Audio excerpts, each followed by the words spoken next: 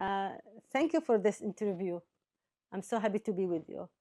Um, to anyone afraid to speak up, I would say fear is natural, but silence is really dangerous. Silence allows injustice to persist.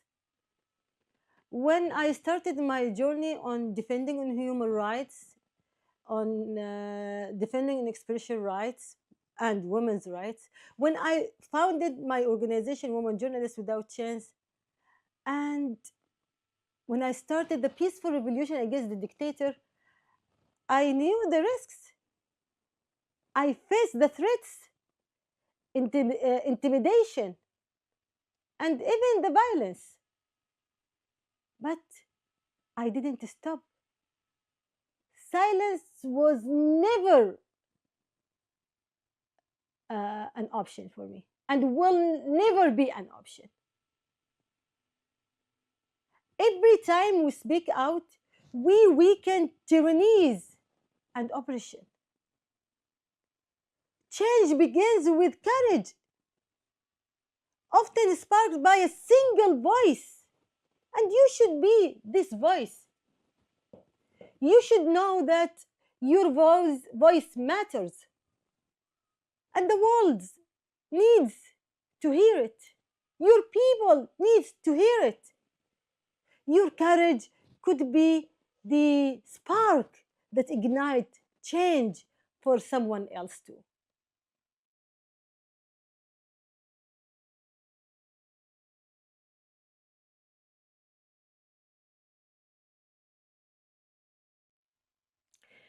Um, about the values guiding me. The values guiding me are a commitment to freedom, justice, democracy, equality, resilience, hope, and a deep understanding of history. Freedom and justice to me are both right and responsibility, requiring us to speak up, even in hardship.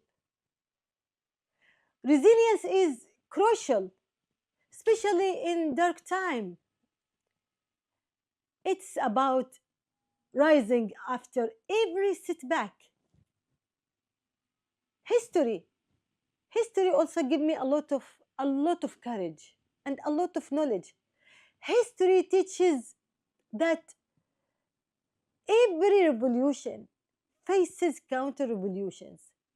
Yet those who keep dreaming and keep struggling for their freedom and justice ultimately prevail.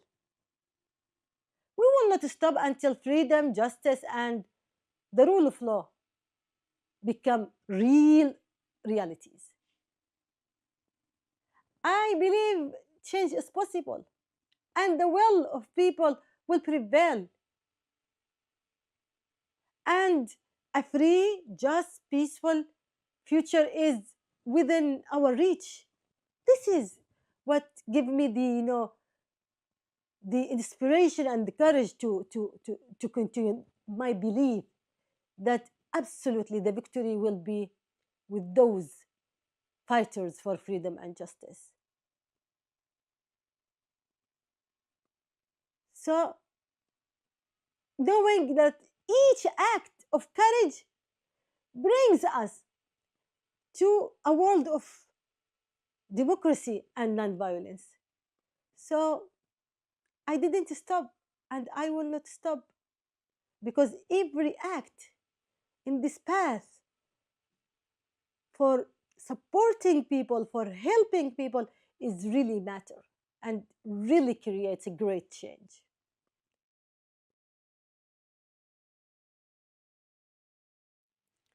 My message to the global community about women's rights. Women's rights are integral to the larger fight for freedom, justice, and democracy. Women today are not only fighting for their own rights, but are leading battles against dictatorship, against occupation, against climate change, against inequality. Advancing women's rights is essential for a just and peaceful world. Empowered women create stronger economies, healthier societies, and resilient democracies. So I call on everyone, government, institutions, NGOs, and individuals to commit to environments where women's voices are valued, their rights protected, and their potential uh, realized. Supporting women means upholding humanity core values. A future where women are free, equal, and empowered is one where freedom, justice, and democracy truly thrive.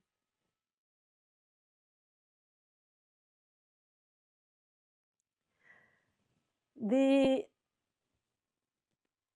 unity of female leaders. The unity of female leaders is a powerful force. When we women from diverse backgrounds join together, we bring unique strengths that amplify our impact, challenging norms and driving a great transformative change. Women, women-led efforts to tackle global issues like inequality, peace, democracy, and environmental justice by standing united. We women inspire others and send a clear message. When we women unite, we drive progress and uplifting communities. This unity empowers women to address systematic challenges, push for reforms, and demand accountability, which is a very important thing. And accountability is in our core struggle. It showcases the resilience and vision of women, proving that together there are no limits to what we can achieve.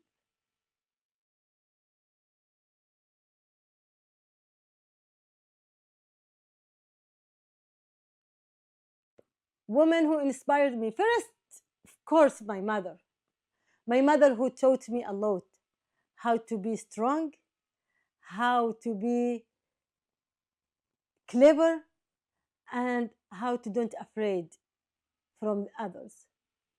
And in addition to my great mother, I have inspired by countless women in Yemen, Syria, Palestine, in Africa, in Latin America. Those women who are struggling worldwide, who, despite immense challenges, war, oppression, and societal barriers, and religious barriers, continue to raise their voices for freedom, dignity, democracy, equality, for fighting poverty. These unrecognized heroes remind me of our collective power to create change. There is another woman also I inspired a lot from her, the Queen of Sheba, Bilqis. She is the symbol of wisdom in Yemeni history, led with strength and inclusion, valuing her people's voices. Her legacy fuels my belief in power of women and the power of people that inspired me a lot to continue fighting for a world where freedom, justice, and democracy are rights for all. The quote that I can tell you is let me, okay. We are the voice of the voiceless, the strength of those oppressed, and the unstoppable force building a world where freedom, dignity, justice, equality, democracy, and the rule of law are the bright and destiny for every human being on the planet, not privileges granted by the few. We must forge the best future that everyone deserves, and we will not rest until this vision is reality.